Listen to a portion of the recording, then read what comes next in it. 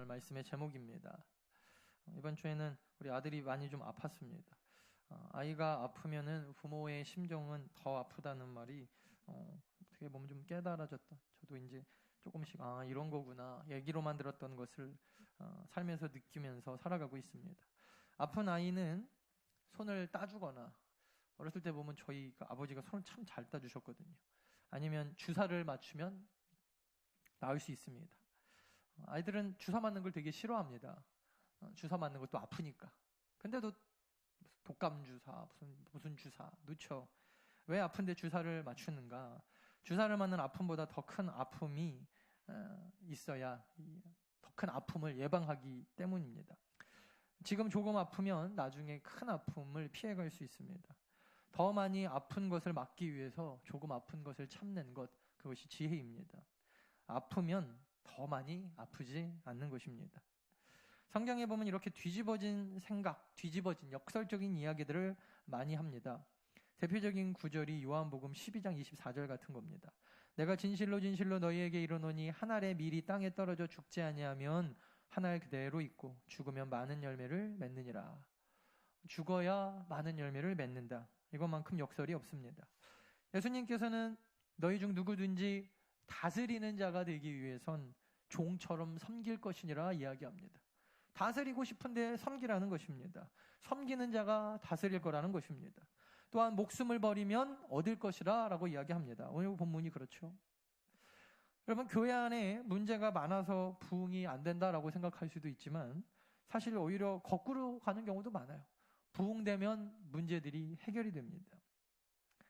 부흥되면 성가대도 생깁니다.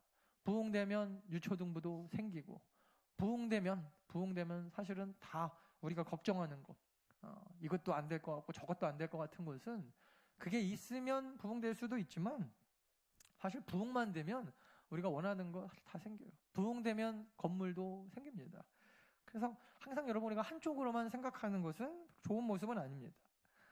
거꾸로 생각해서 되는 경우도 많이 있다는 것입니다. 우리가 어린 아이들을 키우다 보면 많은 질문들을 하죠. 아이들이 사실 문제의 답을 알게 되면 그 문제의 답을 알아서 크는 게 아니라 크게 되면 알게 되는 거죠. 복음도 마찬가지입니다.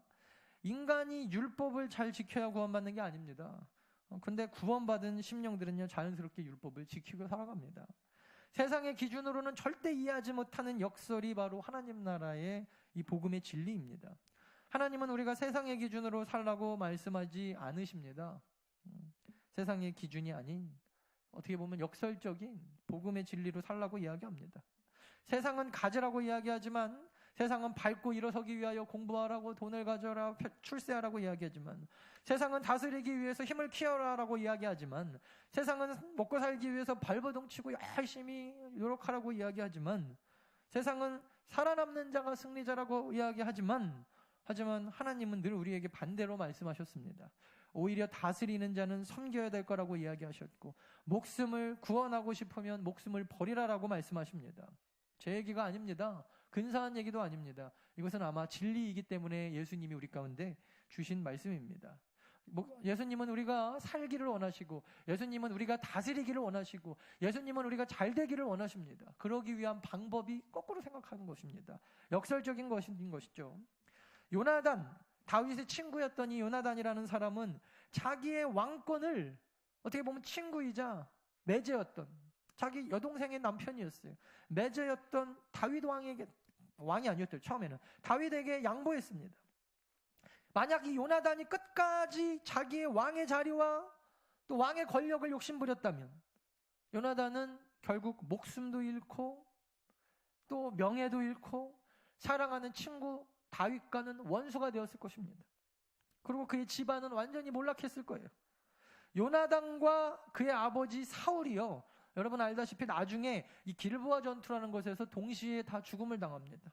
그때 여러분, 요나단과 사울의 집안은 사람들이 다 망했다라고 생각했지만, 요나단이 자기의 친구였던 다윗한테 자기의 왕권을 포기하고 위임했을 때 결국 요나단은 죽었지만 그의 명예와 그의 가정과 그의 아들, 나중에 이제 무비보셋이라고 하는 요나단의 아들이 나오는데, 그의 요나단의 아들은 이 다윗 때문에 살게 됩니다. 결국 요나단이 양보했던 왕위는 그 집안을 살린 것입니다. 그리고 요나단이라는 이름은 지금까지도 2016년도까지도 더 나은 교회에서 화자되면서 참 훌륭한 사람이었다라고 그의 명예도 잃지 않게 되었던 것을 우리는 기억합니다. 참 멋진 인생입니다. 예수님도 마찬가지셨습니다. 예수님은 인간의 몸에서 태어나셨지만 실상 예수님은 사실 하나님이셨어요. 예수님이 이 세상에 온 목적은 요나단하고 똑같았어요. 요나단이 자기의 왕권을 다윗한테 포기했던 것처럼 예수님은 자기의 목숨을 포기하셨습니다. 사랑하는 사람들을 위해서 자기의 모든 영광을 예수님은 다 내어주고 자기의 원수와 같았던, 어떻게 보면 자기를 팔아먹고 자기에게 손가락질하고 침뱉고 때렸던 그 인간들을 대신해서 죽기 위해서 이 땅에 오셨다. 살기 위해서 오신 게 아니라 죽기 위해서 이 땅에 오셨다라고 성경은 이야기합니다. 예수님의 삶은 온전히 역설적인 삶이었습니다. 예수님은 자신의 영광과 생명까지 인간들을 위해서 바쳤지만 여러분 그 결과가 무엇입니까? 부활이었고 생명이었고 구원이었습니다. 오히려 더 영광스럽게 부활하셨고 사랑하는 자신의 제자들과 우리 사람들에게 구원의 영광을 주셨던 거예요. 결국 여러분 예수 그리스도의 역설은 진리가 되었습니다. 제가 처음에 전도사 시작했을 때 막 그때는 저만 그런 게 아니라 다 열정이 막 넘쳐 있어요. 막 자기가 들어가서 막 기도하고 섬기기만 하면 중고등부 애들, 보통 중고등부나 주일학생들 많이 가잖아요. 초반이니까 애들이 막 부흥하면서 막 통성으로 막 기도하고 눈물을 흘리고 막 데리고 다니면서 막 수련회하고 근데 MT 다니고 막 그래서 막 늘어나고 막 이런 거 생각하면서 열정이 막 충만해갖고 교회 딱 가죠. 제가 처음에 전도사 시절 할 때 읽었던 그 책 중에 하나가 칼과 칼집이라고 굉장히 오래된 책인데 2002년도인가 나왔을 거예요. 한옥 목사님 책. 이분 리더십으로 굉장히 유명하신 분인데 리더십 책 쓰시는 분으로. 거기 보면은 이런 구절이 있어요. 하루아침에 뚝딱 어림없는 소리. 이게 챕터 제목이에요. 그래서 사실은 모든 영적인 것, 목회는 농사와 같다. 농부가 곡식을 심고 거름을 주고 비가 오나 바람이 부나 하나의 열매라도 더 거두기 위해서 막 땀 흘리고 눈물을 흘리고 그리고 노력하듯이 목회도 똑같다는 것입니다. 하루아침에 뚝딱 하려고 하는 사람들은 하나님의 방법을 잘 모르는 거다. 그래서 하나님은 항상 좋은 것들을 주기 위해서 땀 흘리게 하시고 눈물 흘리게 하시고 기다리게 하신다라는 거예요. 혹시라도 만약에 그렇게 가지 않는 목회자들이 있다면 조심하십시오. 하나님이 방법이 아닐 겁니다. 되게 무섭게 얘기하더라고요. 천천히 갈 때 기뻐하시기 바랍니다.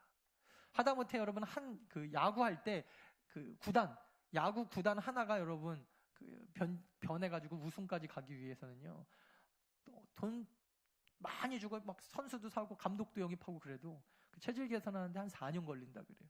하다못해 여러분 야구도 4년 걸리는데 교회가 하나님 안에서 부흥하고 성장하는데 그리고 체질이 바뀌는데 성도들이 그러니까 교회가 급성장하는 건 급성장할 수 있어요. 왜냐하면은 어떤 목사님이 딱 개척하면은 확 몰려들 수 있어요. 되게 그런 분들이 훌륭한 분들이 많이 계시거든요. 그거 말고 말 그대로 교회가 교회대로 있고 체질이 개선하는 데 있어서 사실 1, 2년은 쉽지 않은 시간이라는 거예요. 그래서 오랫동안 단련되고 체질하고 눈물로 기도로 이게 쌓이고 쌓여야 우리 안에 있는 것들이 잘못된 것들은 버려지고 또 하나님의 비전이 우리 안에 쌓여지고 기도가 쌓여지면서 참 목회는 다 마찬가지지만 농사와 같다. 지나고 보니 모든 하나님의 사역이 다 똑같은 것 같습니다. 하루아침에 뚝딱되는 건 아무것도 없습니다. 왜냐하면 그것은 하나님께서 허락하시는 하나님의 법칙이 아니기 때문이에요. 온 우주를 창조하신 하나님의 작정하심이 이 안에 있는데 하나님의 작정은요. 하나님의 계획은 항상 농사의 개념이에요. 기다리고 물 주고 눈물로 또 기도해주고 그래서 오랜 시간 동안 기다릴 줄 알아야 된다는 것이죠. 열심히 시간과 노력과 땀의 결과물이 목회뿐만 아니라 우리 교회 안에 일어나는 모든 일들이 마찬가지라는 거예요. 남전도의 사역 올해 계획하고 내년에 안 될 수도 있어요. 여전도의 사역도 마찬가지입니다. 어느 순간 근데 우리의 삶을 돌아보면 하나님이 여기까지 인도하셨구나. 에베네센의 그 은혜를 느낄 날이 반드시 옵니다. 할렐루야. 반드시 온다는 건 왜 오는 줄 아세요? 이건 기도하기 때문에 그래요. 하여튼 기도하면요. 그것이 하나님의 뜻이고 우리가 기도하면 시간은 조금 걸릴 수 있어도 반드시 옵니다. 기도하지 않으면 올 수도 있고 안 올 수도 있어요. 하지만 기도하면요, 이건 반드시 옵니다. 그게 기도의 능력입니다. 시간만 조금 우리가 늦춰줄 수는 있어요. 하나님께서 창조하신 세상의 이치도 그런다면 교회는 더더욱 그렇습니다. 교회 일하면서 교사 같은 것, 내년부터 제가 팀 모임 활성화한다 그랬죠. 팀 사역, 어떻게 보면 우리 구역이라는 개념이 지금 더 나은 교회뿐만 아니라 목사님들이 다 걱정이 그거예요. 구역이 다 없어졌다는 거예요. 지금 40, 50대 정도만 되더라도 구역 활동을 다 하려고 그런다. 왜냐하면 다 사회생활 하시니까. 옛날에는 우리 교회가 그렇다는 거 아니니까 여러분 오해하지 마시고, 사회가 그랬어요. 사회가. 옛날에는 우리 여자분들이 사회사생활 안 했죠. 학벌은 조금 짧은 편이었어요. 그죠? 그래서 초등학교도 안 나오신 분들도 다 권사님 하시고. 그러니까 교회에서 성경 공부합니다. 부흥해야 합니다. 그럼 너무 좋아하는 거예요. 가고 배울 수 있고 연필 한 자루 들고 쓸 수 있고 말씀 들을 수 있고 텔레비도 안 나오고 막 이런 때. 그러니까 60년대 70년대 교회가 그랬는데 지금 왜 안 그럽니까? 막 정지하고 그럴 수 없다라는 거예요. 그때보다 훨씬 더 바쁘게 지금 40, 50대 층들은 여자분들도 다 육아부터 시작해가지고 다 회사에서 다 지금 근무하고 계신데 구역 예배 안 한다고 교회에서 들들 볶을 수가 없다라는 거예요. 그래서 이제는 여러분 옛날 같은 금요일날 구역 예배 드리는, 이제는 이런 개념들은 교회에서 많이 사라졌어요. 대신에 이제 팀 사역이나 팀 모임을 어떻게 할 것인가에 대해서 우리가 고민을 많이 해보셔야 돼요. 어떻게 이 시대에 맞춰서 하여튼간 진리만 붙잡고 가면 돼요. 복음, 전도에 미련한 것, 하지만 절대 변하지 않는 것은 예수 그리스도의 복음의 그 능력, 십자가의 피의 능력, 이거 하나 딱 붙잡고 그 이외의 방법론은 시대에 맞춰가면 되는 거예요. 구역, 팀. 우리 2017년도부터 성가대 시작하기로 했는데 벌써부터 걱정이 많아요. 밥도 해야죠. 안내는 안내대로 또 서야죠. 아침에 일찍도 와야죠. 근데 여러분, 언제는 우리 교회가 안 그랬나요? 언제는 안 그랬나요? 저는 제가 제일 바빴을 때가 청년했던 것 같아요. 그때는 9시에 주일학교 예배였는데 8시부터 1시간 교사 기도회 있었습니다. 저 있었을 때 아무튼 있었어요. 교사 기도회 1시간, 그 다음에 한 3, 40분 회의도 하고 교사 기도회 하고, 그리고 그때는 또 다 데리러 다녔어요. 여기 철도 아파트, 여기 아파트로 선생님들, 지금 아마 가서 데리고 오라고 하면 몇 명이나 갈지 모르겠지만, 그때는 저 20살 때부터 제가 교사했으니까, 제가 20살 때 재수하러 학원 들어갔는데 2월 달에 들어갔거든요. 12월 달 수능 끝나면서부터 저 정확하게 기억합니다. 2월 달 학원 들어가는 그 전주까지, 심지어 그 재수학원 들어가는 전주에는 제가 설교도 했어요. 앞에 나와서. 요셉 설교했던 게 기억납니다. 그래서 요셉 설교하고 들어갈 때 한 집사님이 저한테 편지해 주셨어요. 요셉과 같은 선생님이 돼서 돌아오십시오. 그때는 20살 되면은 자연스럽게 성가대, 자연스럽게 교사하는 게 되게 당연한 거였습니다. 9시 주일학교 끝나면 성가대 연습.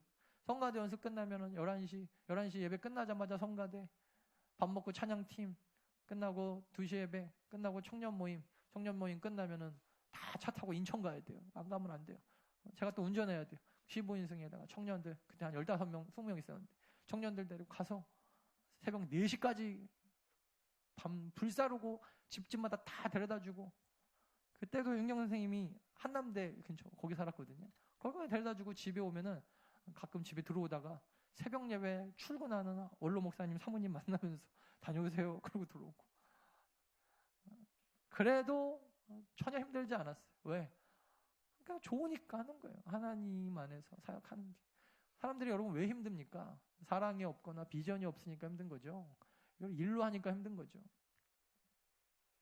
성가대, 전도, 토요일마다 솜사탕 기계 끌어 올렸다 내렸다. 제가 요즘에는 여전도회 분들하고 좀 처음에 초반에 같이 하다가 같이 있는 게 나을 수도 있고 없는 게 나을 수도 있어서 나는 나중에 청년들하고 좀 해야겠다 그러다가 지금 계속 못하고 있는데, 어쨌든 수요일마다 우리 밥 먹고 전도, 구제사역 좀 본격적으로 제대로 시작한 게 한 지금 4년 차 됐는데 올해도 구제사역은 멈추지 않습니다. 더 나은 교회도 재정적인 것들도 계속 늘어나고 있어요. 구제사역 내용도 계속 늘어나고 열매도 맺고 있습니다. 선교, 저희는 교회는 굶어도 선교는 한다. 선교사님들은 굶기지 않는다. 어마어마한 금액 아니지만 그래도 우리 꾸준하게 더 나은 교회 수준의 딱 맞게 좀 더 했으면 좋겠는데 사실 딱 맞게 내년에는 지금 한 구자 더 제가 더 늘리려고 이번에도 컨택했습니다. 그래서 제가 여러 사람을 기도해 놓고 그 중에서 하나님 앞에 기도하다가 붙여주십시오 했더니 이끼처럼 딱 들어붙은 한 그 간사님이 계세요. 그래서 하나님이 붙여주셨나? 그래서 2월 달쯤 와서 우리 교회에서 발표회도 한번 할 거예요. 그래서 재직회 때 괜찮다고 하면 여러분도 후원해 주시면 돼요. 계속해서 우린 선교 구자도 늘려가고 있어요. 다 마찬가지입니다. 하루아침에 뚝딱 되는 일 하나도 없었어요. 돌아보면 1년 한 발 한 발 성실하고 하나님 믿는 믿음으로 끝까지 달려왔을 때 놀라운 열매를 하나님이 허락해 주셨던 것을 보게 됩니다. 다 멀리 보고 성실하게 한 발 한 발 내딛는 길밖에 신앙생활은 방법이 없어요. 왕도가 없습니다. 끝까지 포기하지 않고 여러분 이것이 진리라고 믿고 언젠가 하나님께서 풍성하게 갚아주실 것을 기대하면서 포기하지 않고 돌아보면은 어느 날 에베네셀의 하나님이 우리를 어떻게 도와주셨는지 알게 됩니다. 여러분 결국 승리는 그렇게 40년이고 400년이고 가나안 땅 밟는 그날까지 하나님이 하라는 대로 순종하면서 가는 여호수아와 갈렙 딱 두 사람만 들어가는 거예요. 나머지는 다 죽는 거죠. 광야에서. 이걸 오늘 본문에는 뭐라 그랬냐면 자기 십자가를 지고 한 발 한 발 끝까지 성실하게 포기하지 않고 하나님의 비전 끝까지 달려가는 사람들을 이렇게 표현했어요. 자기 십자가를 지고 또 밑에 보니까 다음 절에는 25절에 목숨을 버리고 두 가지로 요약합니다. 여러분 어떻게 섬기는 것이 포기하지 않고 끝까지 가는 것입니까? 하나님의 뜻이 분명하면요 내 십자가다 생각하고 자기 십자가를 지고 목숨 걸고 하여튼간 포기하지 않고 끝까지 가나안 땅 도착할 때까지 가는 거예요. 우리 더 나은 교회는 그런 교회 되기를 간절히 축원합니다. 믿음으로 받으십시오. 생각해보면 성경에 나오는 믿음 생활은 언제나 똑같았습니다. 하나님은요 우리에게 100만 원 헌금해라 이렇게 얘기하지 않으신다 그랬죠? 1000만 원 헌금해라 1억 헌금해라 그렇게 얘기하지 않아요. 성경에는 항상 이렇게 얘기합니다. 그냥 11조 하면 돼. 수입의 10분의 1 드리라는 것입니다. 100만 원, 1000만 원 아니라 어떤 사람에게는요 돈 10,000원도 헌금하지 못할 때도 있어요. 10,000원 헌금하면은 몇 끼 굶어야 될 사람도 있습니다. 이 안에도 있을 수 있어요. 그러나 여러분 누구나 할 수 있는 게 바로 11조입니다. 11조는요 수입만 있으면 할 수 있는 게 11조예요. 그죠? 하나님은 이런 하나님이에요. 11조는 자기 수입의 10분의 1만 드리면 됩니다. 이건 돈으로 하는 게 아닙니다. 믿음으로 하는 겁니다. 믿음만 있으면 누구나 할 수 있는 게 11조예요. 하나님께서 더 나은 교회 성도들에게 내년까지 목표가 100명이다 라고 이야기하지 않습니다. 그죠? 그건 하나님의 방법이 아니기 때문입니다. 그러나 여러분 더 나은 교회가 2017년도에 누구나 할 수 있는 게 있어요. 의외로 쉬운 건데 여러분들이 결단만 하면 누구나 할 수 있는 건데 바로 죽는 겁니다. 죽는 거. 그게 자살하라는 게 아닌 거 아시죠? 이거는 여러분들이 결단만 하면요 내 십자가를 지고 죽는 거. 이거는 여러분 한 사람 내가 전도해가지고 데려다 앉혀놓는 것보다 쉬워요. 한 영혼 전도해서 구원받게 하고 천국 백성 만드는 건 하나님의 영역입니다. 그러나 그 일을 위해서 김판중 목사야 이걸 위해서 너 십자가를 질 수 있느냐? 라고 물어보신다면 그건 여러분 내가 결단만 하고 순종하기만 하면 가능한 거예요. 누구나 할 수 있는 것입니다. 오늘 우리 주님께서 약속해 주십니다. 십자가를 지고 내 목숨을 버리면 오히려 살 것이다. 2017년도 더 나은 교회가 살 길은 이거 하나예요. 따라합시다. 십자가를 지고 내 목숨을 버리면 결국 살게 된다. 할렐루야. 여러분 믿으십니까? 이거 딱 붙잡으세요. 말씀을 마치겠습니다. 어느 날 제가 글을 읽고 있는데 아버지 학교라는 곳이 있나 봐요. 거기서 어떤 분이 쓴 글 하나를 제가 아예 그냥 읽어드릴게요. 제가 얘기를 잘 못하니까. 아버지 학교에 가라는 아내의 권유를 받고 황당했다. 웬 아버지 학교? 뭐 하는 곳인데? 나보고 왜 가라고 하는 거지? 내가 아버지 노릇을 뭐 잘못한 게 있다고. 좋은 남편은 아닐지 모르지만 나같이 자상하고 좋은 아버지가 어디 있다고. 니나 잘해. 당신이나 잘하라고 한바탕 할까 하다가 알았어. 등록해놔. 그런데 아버지 학교를 다니면서 크게 깨달은 것이 두 가지 있습니다. 아내와 자식들에게 편지를 쓰면서 깨달은 겁니다. 아내에게는 결혼 생활 27년 동안 뿐만 아니라 30년이 됐는데 처음 쓰는 편지였습니다. 참고로 저는 한 장도 안 써봤는데, 연애할 때부터. 서울에서 공부하는 딸에게도 처음인 것은 마찬가지였습니다. 4년 전 군에 간 아들의 훈련소에서 편지를 보내와서 의례적으로 답장을 쓴 것이 내가 가족에게 쓴 최초의 편지였습니다. 막상 아내와 자식들에게 편지를 쓰려고 책상에 앉으니 처음에는 막막했습니다. 무엇을 써야 하나? 그러자 예전에 아내와 자식들에게 무심코 했던 일들이 하나하나 마음속에 떠올랐습니다. 물론 그때 제가 했던 말이나 행동은 아버지로서 남편으로서 당연히 할 것을 한 것이었죠. 아이들이 잘못했다고 생각했을 때는 화도 났고 여단도 쳤고 심지어 몇 가지 들었으니까요. 물론 아이들이 잘 되라고 사랑하는 마음으로 한 것입니다. 아내에게도 가슴 아프게 한 적이 여러 번 있었으나 그것도 가장으로서 집안을 잘 이끌려는 생각에서 한 것이니 당연하다 생각했습니다. 그러니 내가 잘못했다고 생각한 것은 단 한 번도 없다는 말씀입니다. 그건 아내와 자식의 입장에서 생각해 본 적이 한 번도 없었다라는 말과 같습니다. 오로지 나만 있었을 뿐이고 내가 만든 틀 속에 그들은 언제나 들어와야만 했습니다. 안 들어오면 우격다짐을 해서라도 말입니다. 그러나 아내와 자식들에게 편지를 쓰면서 생각하니 그동안 내가 한 방식에 참 잘못이 많았구나 라는 생각이 들었습니다. 내가 무심코 던진 말이 그들의 가슴은 얼마나 아팠을까. 그러고도 내가 과연 좋은 아버지요 착한 남편이었나. 편지를 쓰면서 마음속으로 수도 없이 아내와 자식들에게 미안하다고 했고 용서도 빌었습니다. 진심으로 하나님께 회개도 했습니다. 편지를 받아본 아내와 자식들은 그런 저를 따뜻이 감싸주고 고맙다고 했습니다. 그런데 제가 정말 또 하나 제대로 깨달은 건 자녀가 사랑스러운 20가지 이유라는 숙제를 하면서입니다. 자녀가 사랑스러운 20가지 이유를 쓰는 숙제를 받고 대수롭지 않게 그까지 20개쯤이야 단숨에 쓸 수 있지. 일주일 내내 미루고 있다가 금요일이 되어서 숙제를 하기 시작했습니다. 10개까지는 그런 대로 쉽게 썼습니다. 그런데 20개를 모두 채우는 것은 정말 힘들었습니다. 그토록 사랑스럽다고 생각한 아이들의 사랑스러운 점이 아무리 머리를 쥐어짜도 더 이상 없었습니다. 그때 저는 비로소 깨달았습니다. 내가 평소에 아이들한테 얼마나 무심했나. 그들이 어디서 무엇을 하고 있는지 무슨 생각을 하고 있는지 도통 관심이 없었다는 것을. 이러고도 내가 자상한 아빠 괜찮은 아버지라고 자부하고 있었으니 아들아 딸아 미안하다. 형편없는 아버지라는 것을 이제 알았구나 라고 생각했습니다. 정작 관심을 기울여야 할 것에는 관심을 기울이지 않고 있던 나를 발견한 겁니다. 딸과 데이트를 하던 날 딸이 사랑스러운 20가지 이유를 읽어주었습니다. 딸은 다 읽고도 그대로 가만히 있었습니다. 둘 사이에 잠시 침묵이 흘렀습니다. 이윽고 딸이 저를 보며 하는 말, 아빠 고마워. 아빠는 나도 모르는 나의 장점을 찾아주셨네요. 딸의 표정은 기쁨과 감격으로 차 있었습니다. 이 말을 듣는 순간 저는 얼마나 부끄러운지 모릅니다. 순간 저는 마음속으로 이렇게 얘기했습니다. 딸아, 아빠는 너의 사랑스러운 20가지를 찾느냐고 얼마나 힘들었는지 아니? 너에게 그런 사랑스러운 점이 있는데도 이 아빠는 여지껏 모르고 있었구나. 내가 얼마나 무심한 아빠였는지 이제 알았단다. 미안하고 사랑한다.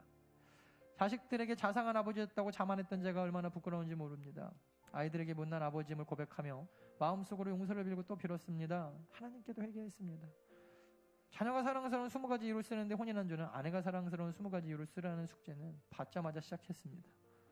그런데 솔직히 고백합니다. 아이들의 경우보다 더 힘들었습니다. 아내에겐 미안하지만 아내가 사랑스러운 점을 6개 쓰고 나니 그 다음부터는 그게 그 말이고 그 생각에 도저히 돌려막기로 더 이상 쓸 게 없었습니다. 아니 쓰다 보니 오히려 미운 일만 생각이 납니다. 미운 것을 쓰라면 100개도 넘게 썼을 것입니다. 일주일 내내 끙끙거렸습니다. 그런 저를 보고 혹시 아내가 저 사람 요새 무슨 말 못할 고민 있나 오해하지 않았을지 모르겠습니다. 목요일이 되니 초조하기까지 합니다. 고민한다고 모르는 아내의 사랑스러운 점이 생각날 리가 없죠. 할 수 없이 아내의 사랑스러운 점을 찾기 위해 지금부터라도 아내가 무슨 일을 하나 관심을 가지고 지켜보기로 했습니다. 그러나 하나씩 아내의 사랑스러운 점이 하나씩 아내의 사랑스러운 점이 눈에 띄기 시작합니다. 꽃도 예쁘게 키우고 출근할 때 엘리베이터까지 배웅도 하고 이래도 잘하는 아내를 그동안 나는 사랑스러운 점이 없다고 했습니다. 이 또한 얼마나 한심한 남편이었나. 평소에 무심코 넘겼던 점, 바로 그것이 아내가 사랑스러운 점이라는 것을 깨달았습니다. 드디어 토요일 아침이 되어서 아내가 사랑스러운 20가지를 다 찾아 마지막 칸을 채울 수 있었습니다. 숙제를 마치고 나니 하늘을 날듯 기뻤습니다. 아버지 학교를 통해 분명히 저는 깨달았습니다. 최고의 남편, 최고의 아버지는 아니더라도 괜찮은 남편, 자상한 아버지야라는 착각에서 깨어난 것입니다. 그리고 문제 아이들, 문제 아내 뒤에는 반드시 문제 아버지, 남편이 있다는 사실을 깨달았습니다. 문제 아이들, 문제 아내만 있는 경우가 없다는 말입니다. 문제는 나였구나. 가족에게 관심을 두지 않는 내가 문제였구나. 아버지의 사명은 아내와 자녀들에게 관심을 기울이라는 것이라는 걸 깨달았습니다. 저는 분명히 깨달았습니다. 아버지만 바뀌면 온 집안이 바뀐다는 것을. 다른 그 누가 바뀌는 것보다 가장 확실히 가정이 바뀐다는 것을 말입니다. 내 방식이 아닌 가족이 함께하는 방식으로 관심을 엉뚱한 곳에 두지 않는다면요. 주님, 제가 아버지입니다. 제가 이제야 진정한 아버지가 남편이 되었습니다. 끝이에요. 사랑하는 여러분, 문제는 사실 여러분 다른 곳이 있는 게 아니에요. 교회도 문제일 수 있어요. 대통령이 문제라서 우리가 이럴 수도 있고, 경제부 장관이 하여튼간 그렇게 집값을 올렸다 내렸다 안 해놨으면. 저도 이번에 사실은 그 집 때문에 여러 개 알아보면서 처음으로 제가 한 번도 그런 거 관심이 없었거든요. 하나님이 주시면 아무 데나 살면 되지. 막상 이번에 제가 집 살려고 이렇게 알아보면서 처음으로 이 정책하는 사람들이 이래서 중요하구나. 서민들 아주 죽이는 정책만 다 만들어놨구만. 저도 처음 알았어요. 제대로 그런 거. 관심이 별로 없어가지고 아무것도 모르고 그냥 사람들이 도와주니까 그러고 살고 있었구나. 부모님 밑에서 그냥 아내가 하는 대로 아무 생각 없이 나는 목회 편하게 하고 있었구나. 결국 모든 상황과 환경을 남 탓으로 돌릴 수 있는데 결국 돌아보면 나라가 문제가 아니라 내가 먼저 변해야 됩니다. 지금 아프면 나중에 건강할 수 있고 지금 죽어야 우리 다음 세대도 살 수 있습니다. 혹시 지금 너무나 아프거나 죽는 것이 두려운 혹시 더 나은 교회 성도님들이 계시다면 오늘 분명히 그 하나님의 약속의 말씀 듣기를 원합니다. 우리가 그걸 한번 찾아볼까요? 이거 읽고 마칠게요. 로마서 8장 18절. 이게 죽기를 두려워하고 십자가를 지기 두려워하는 우리 더 나은 교회 성도님들에게 주신 하나님의 약속의 말씀이라 저는 확신합니다. 2017년도 하나님이 반드시 이 말씀대로 우리 이루어 주실 거예요. 그러니까 참 목소리를 읽어봅시다. 로마서 8장 18절입니다. 시작. 생각건대 현재의 고난 장차 우리에게 나타날 영광 좋게 비교할 수 없도다. 다시 한번 생각건대 현재의 고난은 장차 우리에게 나타날 영광과. 개혁판에는 좋기라는 말이 딱 들어가요. 좋게 비교할 수 없다. 저는 그 구절이 너무 좋아요. 감히 비교할 수 없다라는 것이죠. 믿으십니까? 십자가를 지는 것이 사는 것입니다. 죽는 게 사는 길입니다. 2017년도에는요. 살기 위해 죽고 영광스럽기 위하여 십자가를 지는 더 나은 모든 성도님들 다 되어지기를 간절히 축원합니다. 내가 문제라는 것을 먼저 깨닫고 하나님 나를 바꿔주시옵소서. 내가 먼저 변할 수 있게 하여 주시옵소서.